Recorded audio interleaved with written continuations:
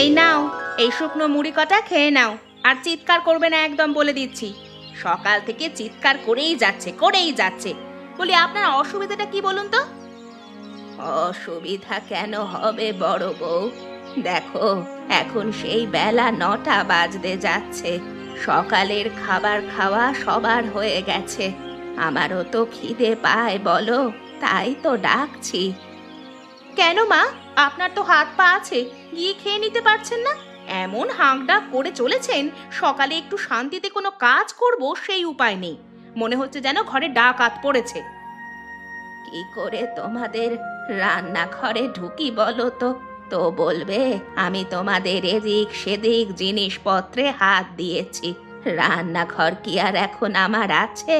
এমনকি আমাকে তো উনুনের তাপটুকুও পোহাতে দাও না। আমারই হাতে গড়া উনুন 3জন মিলে কবজা করে রেখেছো। থাক, আর নাকি কান্না কেঁদে লাভ নেই। আমি বেশ ভালোই জানি তোমার সব শয়তানি। আমি আবার কি শয়তানি করলাম বলো তো? তোমাদের হাতেই তো সব সংসার ছেড়ে দিয়েছি। ছেলেরাও সব বাইরে বাইরে। এখন আর আমার কি কোনো জোর আছে? ছেঁড়া কাঁথা গায়ে দিয়ে শেষ বয়সে তোমাদের লাথি ঝাঁটা খেতে খেতে আমার দিন কাটবে। আপনার অনেক ভাগ্য ভালো যে এইটুকুও পেয়েছেন। অন্য ঘরে গিয়ে দেখুন না, যে অবস্থায় শাশুড়িদের রাখে না, তার থেকে অনেক ভালো রেখেছি আমরা। আর কথা না বাড়িয়ে মুড়ি কটা খেয়ে নিন। দুপুরের আগে একদম খাবার চাইবেন না বলে দিলাম। ও মা, বাটিতে তো দেখছি কয়েকটা মাত্র শুকনো মুড়ি। কিছু দাওনি তো এর সাথে? বড্ড কষ্ট হয় শুকনো মুড়ি চেবাতে। তো কি মন্ডা মিঠাই আনবো নাকি সকাল সকাল? ওই খেতে হলে খান, না হলে খাওয়ার কোনো দরকার নেই। মন্ডা মিঠাই চাই না, নতুন নলেন গুড়ের গন্ধ পাচ্ছি সকাল থেকে। বাড়িতে নিশ্চয়ই এসেছে, তাই একটু দিতে তো পারতে। সাত কত নলেন গুড় খাবে? নলেন গুড়ের দাম জানেন? আপনার ছেলে কত কষ্ট করে পয়সা উপার্জন করে তবে ওই নলেন গুড় পাঠিয়েছে আমার জন্য। ওইদিকে একদম নজর দেবেন না বলে দিচ্ছি। দেখো দেখো দিদি, পিঠেগুলো কি সুন্দর জলের মধ্যে টকবক করে ফুটছে। ফুটবে না মানে? যা সুন্দর করে বানিয়েছি, দেখছিস না কি সুন্দর সাদা সাদা হয়ে উঠেছে। পিঠে বানানোতে তোমার কোনো জুড়ি মেলা ভার। তোমার হাতের পিঠে যে একবার খাবে, এসে বারবার চেয়ে চেয়ে খাবে। হয়েছে হয়েছে, এবার তাড়াতাড়ি করে পিঠেগুলোর মধ্যে পুর ভরে দে। আমি এগুলো তুলে আবার ওগুলো ঢালবো। হয়ে এসেছে মনে হয় ওগুলো। দিদি করে দিচ্ছি তো। ও দিদি, একটু পুর খাবো? গন্ধে না মনটা কেমন পাগল হয়ে যাচ্ছে, নিজেকে আর আটকে রাখতে পারছি না। আচ্ছা আচ্ছা, একটু খা, বেশি আবার খাস না কেমন? অনেক পিঠে বানাতে হবে, আমার বাপের বাড়িতে যাবে কিন্তু পিঠে। অল্পই খাচ্ছি। তুমি কি শুধু তোমার বাপের বাড়িতেই পাঠাবে দিদি? আমার বাপের বাড়িতে যাবে না? তোদের বরকেও বল টাকা পাঠাতে, সরঞ্জাম কিনে দিতে, পিঠে বানিয়ে দেব। তখন না হয় বাপের বাড়িতে পাঠাস। এই পিঠের টাকা তো আমার বর পাঠিয়েছে, তাই এই পিঠে আমার বাপের বাড়িতেই যাবে। আমার মা আর আমার ভাইয়ের বউ আবার আমার হাতের পিঠে খেতে খুব বেশি ভালোবাসে। ঢং যত! নিজের বর টাকা পাঠিয়েছে বলে আমায় আবার কথা শোনানো হচ্ছে। সামনের মাসেই আমার ওনাকে বলবো টাকা পাঠাতে, তখন আমিও দেখিয়ে দেব পিঠে করা কাকে বলে। বিড়বিড় করে কি বলছিস? তাড়াতাড়ি হাত চালা। বললি যে তুই হাতে হাতে কাজ করে দিবি, তার বদলে তোকে পিঠে খাওয়াতে হবে। তাই তো তোকে বললাম কাজ করতে। করে দিচ্ছি, এই তো হয়ে গেছে সবগুলোতে পুর ভরা। আর তুমি ওগুলো নামিয়ে ফেলো, তারপরে এগুলো আবার জলে দিয়ে দেবে। শোন না, এটা হয়ে গেলে ওই পাশে দেখ নারকেল আছে, ভালোভাবে কুড়িয়ে দে। কয়েকটা সরু চাকলি বানাবো, আর ভাপা পিঠেও বানাবো, বুঝলি তো? আচ্ছা ঠিক আছে, করে দিচ্ছি। তুমি আগে এগুলো নাও। আমাকে কিন্তু সরু চাকলি আর ভাপা পিঠেও দিতে হবে দিদি। অনেক কাজ করে দিচ্ছি কিন্তু, অনেক খাটছি কিন্তু তোমার জন্য। দেব দেব, নিশ্চয়ই দেব। তাড়াতাড়ি কাজগুলো কর, উনুন বয়ে যাচ্ছে যে। ও ঠাকুমা, ঠাকুমা শুনছো? এই সাত সকালে আবার কে ঠাকমা ঠাকমা করে ডাকছে? গলা শুনে তো মানিক বলে মনে হয়।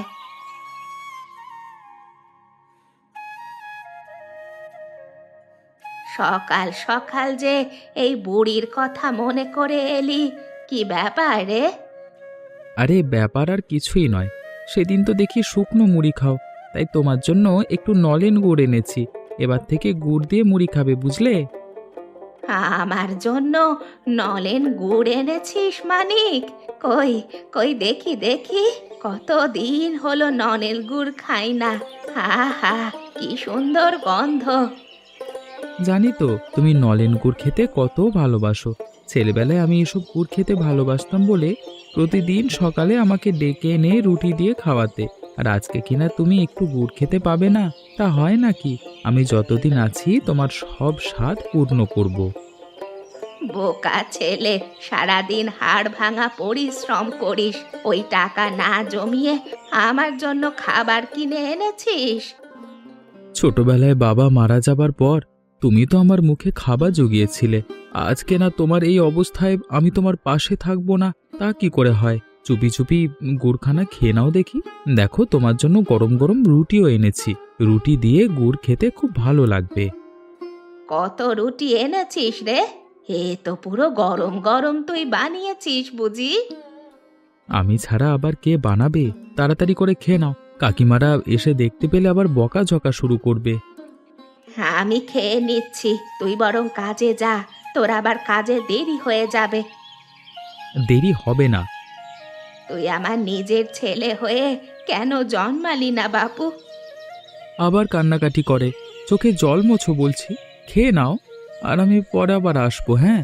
কতবার বলেছি আমার সঙ্গে আমার বাড়িতে চলো, ওখানেই থাকবে, তা তো শোনো না। লুকিয়ে লুকিয়ে তোমাকে খাবার দিয়ে আসতে হয়। স্বামী শ্বশুরের ভিটে কোথায় যাব বল? বেশ বেশ, ঠিক আছে, আমি আসি। আমার কিন্তু কিছু টাকা এই মাসে বেশি লাগবে বলে দিলাম। কেন রে মেজো, তোর আবার বেশি টাকা কি করতে লাগবে? হ্যাঁ, আমি কালকে বললাম না, কালকে সকালে আমাকে একটু শ্বশুর বাড়ি যেতে হবে, তা সেখানে যাবার জন্য কিছু জিনিসপত্র নিয়ে যাব, তাই টাকা লাগবে আর কি। দিয়ে দিচ্ছি, কিন্তু পরের মাসের হিসেবে এই টাকাটা কিন্তু তুই কম পাবি, ঠিক আছে? এইটা তো ঠিক আছে, তাহলে আমাকে 1,002 টাকা দিয়ে দাও দেখি এখন। আমি তো সকাল সকালই রওনা দেব। ছোট, তোর বাইকটা নিয়ে যাব কিন্তু বলে দিলাম। ঠিক আছে, নিয়ে যেও, কিন্তু সাবধানে নিয়ে যেও বলে দিলাম। অনেক শখ করে কিনেছি কিন্তু, হ্যাঁ। আরে সাবধানেই যাব, আসলে বউকে নিয়ে শ্বশুর বাড়ি যাব তো, তাই ভাবলাম তোর এই গাড়িটা নিয়ে যাব, তাই যেতে সুবিধা হবে। শুধু সাবধানে চালালেই হবে, নিয়ে যাও। সাবধানে যাস, বুঝলি? তোমরা চিন্তা করো না, আমি কি এর আগে কখনো যাইনি নাকি? আসলে প্রতিবারই তো আমরা একসঙ্গে যাই, এবারে তুই একা একা যাচ্ছিস, তার উপর রাস্তাটাও ভালো না, তাই বারবার করে বলে দিলাম, এই আর কি। ও সব হবে, সকালে বেরোবো, এখন অনেক দেরি আছে। এখন চলো, রাতে খাবারের ব্যবস্থা করি, পেটে তো ছুঁচোতে ডন মারছে। হ্যাঁ, চলো। চলো চলো, আমারও তো খিদে পাচ্ছে। কি আছে দেখা যাক ঘরে, রান্নাঘরের দিকে চলো দেখি। একবার সবাই মিলে চলো, ঘুমে চোখ ঢলে পড়ছে, তাড়াতাড়ি কিছু করে খেয়ে ঘুমোতে হবে, চলো।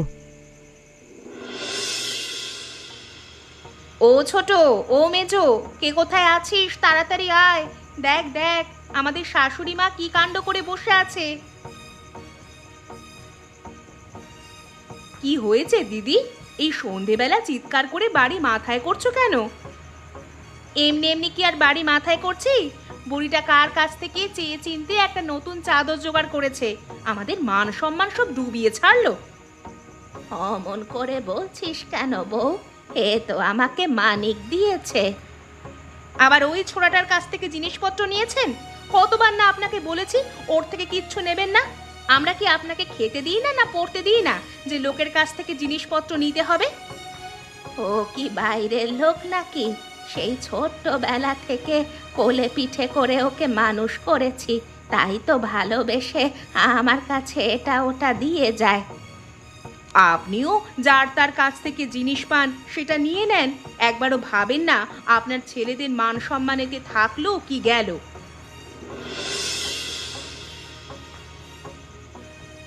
কি হয়েছে কাকিমা? তোমরা আমার ঠাকুমাকে এত বকাঝকা করছো কেন? ওই দেখো, ঠিক গন্ধে গন্ধে এসে জুটে গেছে। যখন তোমার দরদ, তা তোমার কাছে নিয়ে গেলেই তো রাখতে পারো তোমার ঠাকমাকে। আমি তো অনেকবার বলেছি ঠাকুমাকে, ঠাকুমাই তো যেতে চায় না। তোমরা এখনই ঠাকুমাকে ছেড়ে দাও, নাহলে আমি এখনই নিয়ে চলে যাব। আমরাই বা ওনাকে রাখতে যাব কেন? যাও যাও, নিয়ে যাও, এ আপদ বিদায় হলে বাঁচি। চলো ঠাকুমা, আমার সঙ্গে চলো, এ বাড়িটার এক মুহূর্ত না। কিন্তু এখনই বের হন, এত নাটক আর ভালো লাগছে না। বেরিয়ে যান বলছি, এই বাড়ি থেকে বেরিয়ে যান বলছি। চলো ঠাকুমা চলো, আরো কত কথা শুনবে, চলো এরপর। মনটা বেশ হালকা হালকা লাগছে। এতদিন পর ঘাট থেকে আপদ বিদায় হয়েছে। দিনে দিনে যেন জ্বালিয়ে খাচ্ছিল। শুধু কি তাই, এই উনুনটার দিকেও কি কম নজর ছিল ওনার? বলে কিনা এই উনুন নাকি উনি করেছেন, তাই উনুনের তাপ উনি নেবেন। বললেই হলো নাকি? 3 বউ মিলে প্রতিদিন উনুনটাকে কত যত্ন করে রাখি, জ্বালানি দিই, আর উনি নাকি আগুন পোহাবেন। মনে আছে দিদি, দিয়েছিলাম ঘাড় ধরে তাড়িয়ে সেদিন। ঠিক করেছিস, আর আজকেও বেশ করেছিস, ঘাড় ধরে বাড়ি থেকে তাড়িয়ে দিয়ে। ওই মানিকের ঘরে পড়ে থাক, বুঝতে পারবে। যখন টের পাবে না, তখন ঠিক বুঝতে পারবে। দিদি, যদি আমাদের স্বামীরা এসে জিজ্ঞেস করে তাহলে কি বলবো? বলবি মা নিজের ইচ্ছায় ওদের বাড়িতে চলে গেছে। মানিকের কাছ থেকে এটা ওটা নিতেও আমাদের পছন্দ হয়নি বলেছি, তাই উনি রাগ করে বাড়ি ছেড়ে চলে গিয়েছেন। আর কিছু বলার দরকার নেই, আমরা যা বলবো ওরা তাই বিশ্বাস করবে, তাই না রে মেজো? একদম ঠিক বলেছ দিদি। নাও তো, ওনার কথা ভেবে লাভ নেই। ভালো করে আগুন পোহাই চলো, যা ঠান্ডা পড়েছে। আর কটা ছোট ছোট কাঠ দিয়ে দে দেখি, আগুনটা তাহলে জ্বলবে ভালো। ভাবছি বেশ কিছুক্ষণ বসে বসে আগুন পোহাবো। ও দিদি, বলে রাখি, কালকে কিন্তু আমার উনি আসছেন। আমরা কাল বাবার বাড়ি যাব কিন্তু। আগে বলিসনি তো? আগেই বলবো কি করে গো দিদি, আগে তো উনি জানাননি, হঠাৎ করেই তো খবর দিল, তাই বললাম। কবে ফিরবে দিদি? কয়েকটা দিন কাটিয়েই ফিরবো। তোমাদের কোনো অসুবিধা নেই তো? আমাদের আবার কিসের অসুবিধা? যাও না, এখন ফাঁকা আছো, ঘুরে এসো। পরে কিন্তু আমিও আবার বাবার বাড়ি যাব। বেশ, ঠিক আছে, যাস।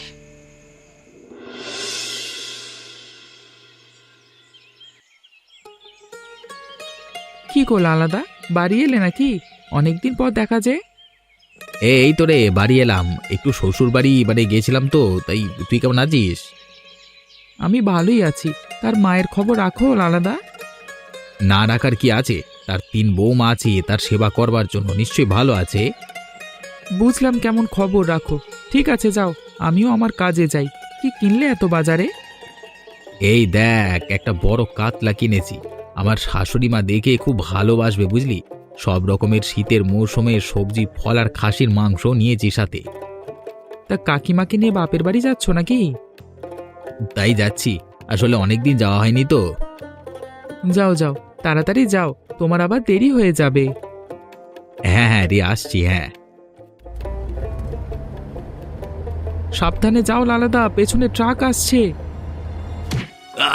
বাঁচাও! কিচ্ছু হবে না দাদা, আমি তোমাকে নিয়ে এক্ষুনি হাসপাতালে যাব। দেখবে তুমি সুস্থ হয়ে যাবে, ঠিক হয়ে যাবে। চিন্তা করো না, আমি তোমাকে সুস্থ করে বাড়ি ফিরবই। আর বাঁচবো না রে ভাই, আমার বাড়িতে খবর দিস, আমার মাকে দেখিস। থাকতে তো কোনোদিন তার সেবা করতে পারলাম না। তুই আমার পরিবারকে দেখে রাখিস, আমি চললাম। দাদা চোখ খোলো, চোখ খোলো দাদা। যা রে, সব শেষ হয়ে গেল। এখন আমি কি জবাব দেব ঠাকুমাকে? কি থেকে যে কি হয়ে গেল, হায় রে হায়। মেজো বউ, কথা বলো। মেজো বউ, এমন করিস কেন? সে তো আর ফিরবে না।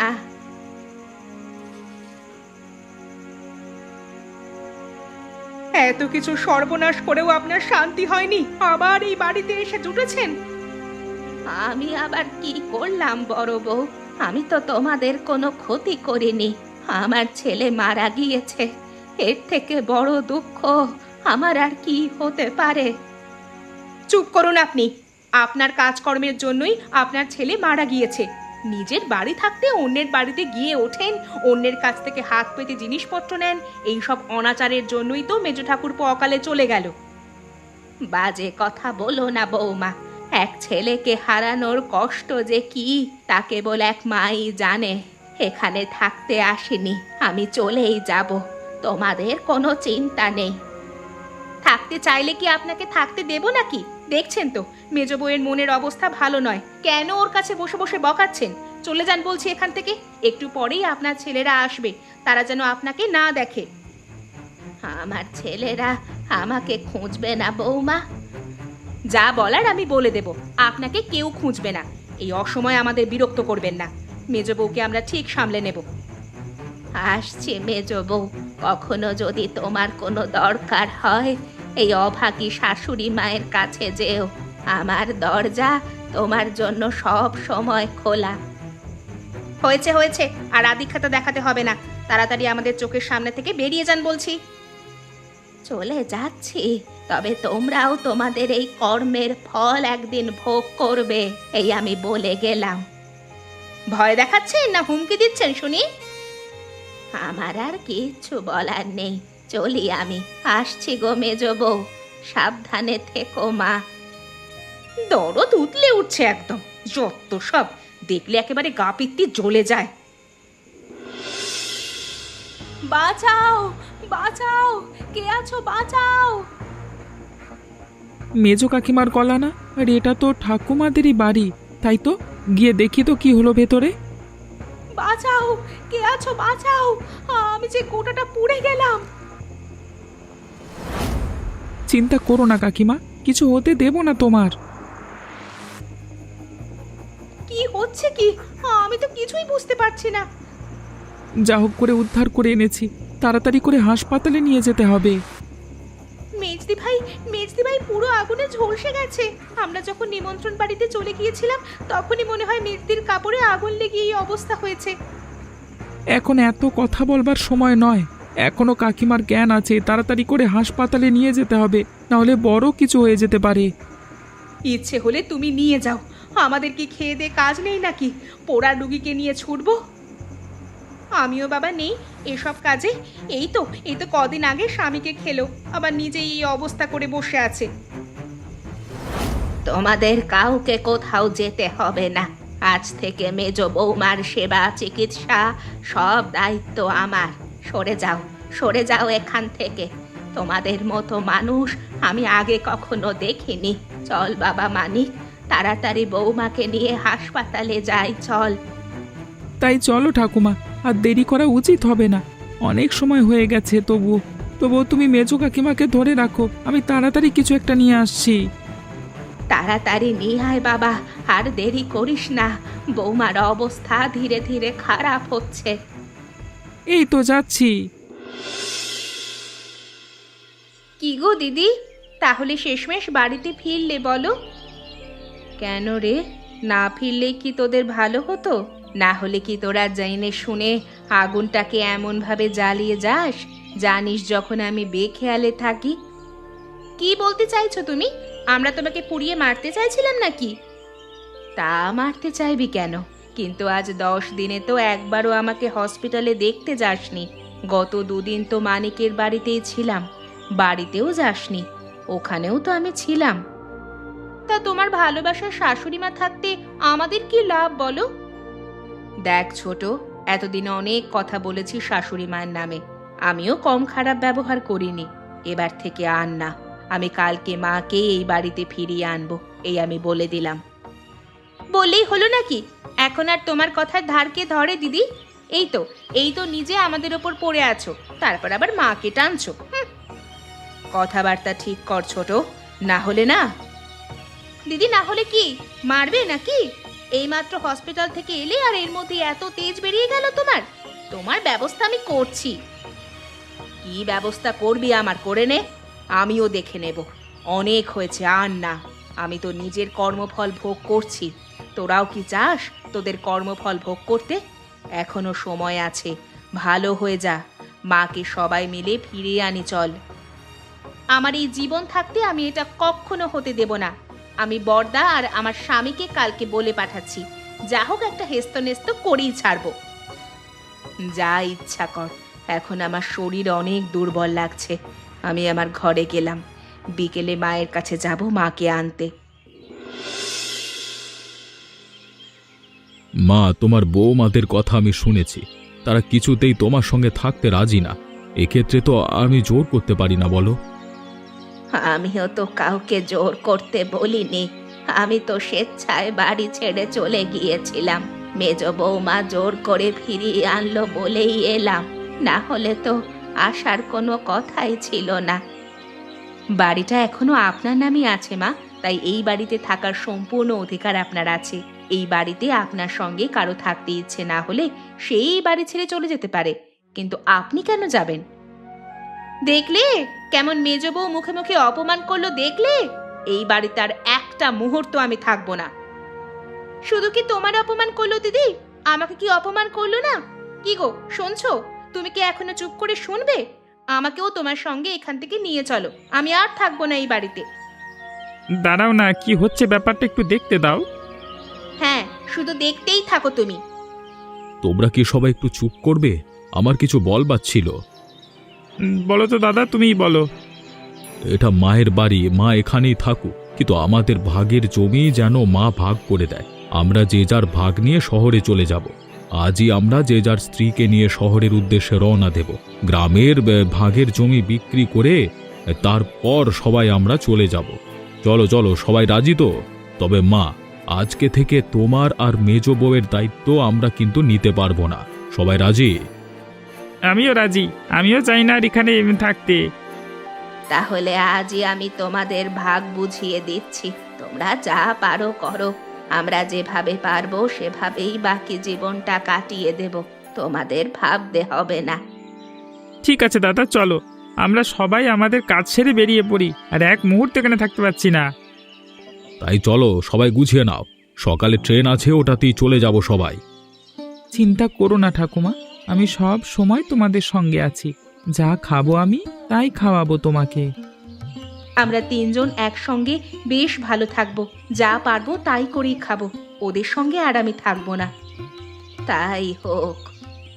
এমনই মজার মজার কার্টুন ভিডিও দেখতে আমাদের চ্যানেলটিকে সাবস্ক্রাইব করতে ভুলবেন না।